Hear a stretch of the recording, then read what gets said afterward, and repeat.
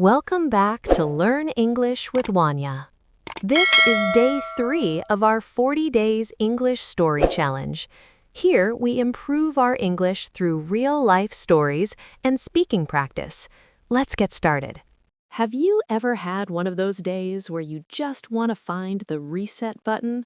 A day where you spill your coffee, miss your bus, and it feels like the universe has a personal grudge against you. Maybe a day where it feels like it's just one thing after another? I recently had one of those days. It felt like anything that could possibly go wrong did. It was the kind of day that leaves you feeling totally wiped out and defeated. But that single terrible day taught me a powerful lesson about resilience and, lucky for us, gave me the perfect English words to talk about it. Stick around to hear the story, learn the exact vocabulary to describe your own bad days with confidence, and practice speaking with me. By the end of this video, you won't just have new words, but maybe a new perspective on those tough days we all have to face. My day started with a classic mistake. I slept right through my alarm. You know that feeling, don't you? Your eyes fly open, you see the time, and your stomach just plummets. I'd planned to be up at 7 a.m., but it was already 7:45. My heart started pounding. I had a huge presentation at work, the kind of meeting that could define my whole quarter. I jumped out of bed, completely half asleep. My body was moving, but my brain felt like it was still on the pillow. I was scrambling, trying to get ready in a fraction of my normal time. In my rush, as I grabbed my coffee, my hand slipped, and dark, hot liquid went all over the front of my clean white shirt. It was a complete mess, not just a tiny splash, but a huge, impossible-to-miss brown stain. And there it was, setback number 1. No time to change. I just threw a jacket on to hide the evidence and ran out the door, feeling completely flustered and disorganized. Of course, because I was late, I saw my bus pulling away from the stop just as I turned the corner. I'd missed it. Another 10-minute wait. When the next bus finally showed up, it was packed. I squeezed inside, standing shoulder to shoulder with strangers, just feeling that stress building up. Then, my stomach dropped for the second time that day. In my frantic rush out the door, I'd left my detailed presentation notes sitting right there on my kitchen table. My entire plan, all my key points, gone. A little bit of panic started to set in. When I finally got to the office, I was late, soaking wet from a sudden downpour that started while I was waiting for the bus, and my shirt was still stained under my jacket. My boss gave me a look that said absolutely everything. I felt so embarrassed. I hurried to my desk, thinking I could still save this. I had a backup of the presentation on the cloud, but when I tried to log in, the office Wi-Fi decided to stop working. The connection was painfully slow and nothing would load. The meeting was starting in 5 minutes and I had nothing.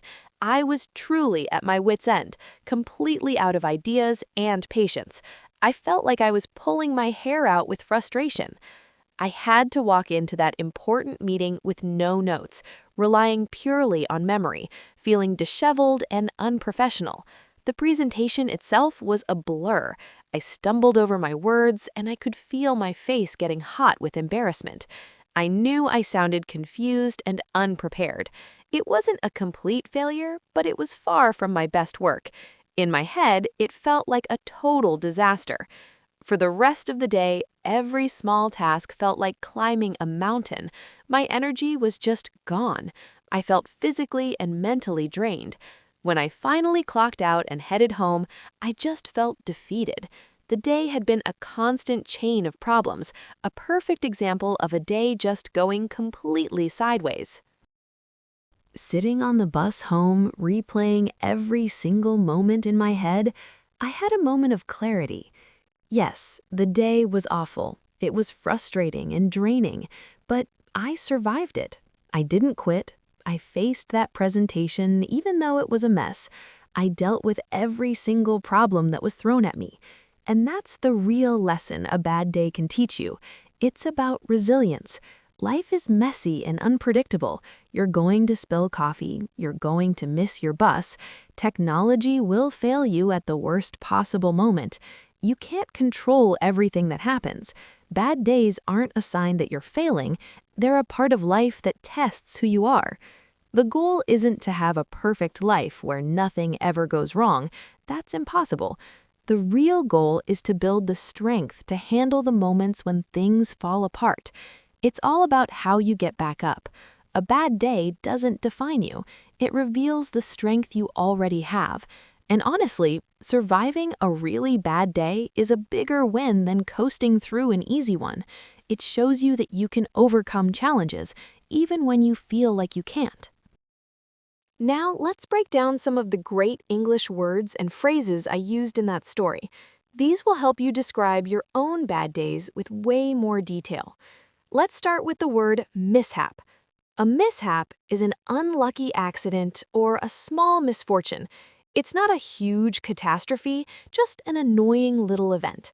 In my story, the Wi-Fi not working right before my presentation was a terrible mishap. You could also say, forgetting my wallet was a small mishap that meant I had to go back home. Next up is setback. A setback is something that delays your progress or even reverses it. Spilling coffee on my shirt was a major setback to my morning. For example, failing the test was a serious setback, but I'm going to study harder and try again. Okay, for a much stronger word, disaster. A disaster is an event with a very bad outcome. We often use this word to exaggerate just how bad a situation felt to us. I felt like my presentation was a total disaster because I was so unprepared. For example, the birthday party was a disaster. The cake fell on the floor. Let's talk about feelings. The first word is flustered. When you're flustered, you're agitated and a bit confused, usually because you're in a hurry. Running late and trying to find my keys made me feel completely flustered. Another example, when everyone started shouting questions at once, the speaker became flustered. Another key feeling is exhausted. This is way more than just being tired. Exhausted means you have zero physical or mental energy left. After that long, difficult day, I was completely exhausted. You could say, after the 12-hour flight, the travelers were too exhausted to do anything but sleep. And of course, frustrated. This is that feeling of being upset or annoyed because you can't seem to change or achieve something. I was so frustrated because nothing I tried was working. For example, he gets frustrated when he can't figure out the instructions. Now for a few really useful, natural-sounding idioms. First, to top it all off. You use this phrase to introduce the final and usually the worst thing in a series of bad events. I overslept, missed my bus, and to top it all off, I realized I left my lunch at home. Example, the movie was boring, the popcorn was stale, and to top it all off, it started raining as we left. Next, at my wit's end. This means you're so worried, annoyed, or confused that you have no idea what to do next. You're out of patience and ideas. When the Wi-Fi failed right before the meeting, I was at my wit's end. For example, the toddler has refused to eat anything all day. I'm at my wit's end. Another great one is pulling my hair out. This is a dramatic way to say you are extremely stressed or frustrated about something. Trying to get the presentation ready with no notes had me pulling my hair out. Example, I've been on the phone with customer service for an hour. I'm pulling my hair out. And finally, things were going sideways. This is a casual, common way to say that things started to go wrong or fail. From the moment I woke up, it felt like things were going sideways. Another example, the plan was perfect, but then the client changed their mind and everything started going sideways. All right, your turn to practice. This is where the magic happens. I'm going to say a sentence from the story and then I'll pause. In that pause, repeat the sentence out loud. Try to copy the way I say it, the rhythm and the tone. This really helps build muscle memory for speaking. Ready? Let's go. It felt like everything that could go wrong did go wrong. I slept through my alarm and my stomach dropped. Spilling coffee on my shirt was a major setback. I arrived at my desk feeling completely flustered. The Wi-Fi not working was a terrible mishap.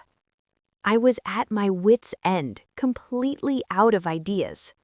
The whole situation had me pulling my hair out. To top it all off, I had to give the presentation with no notes. By the end of the day, I was completely exhausted.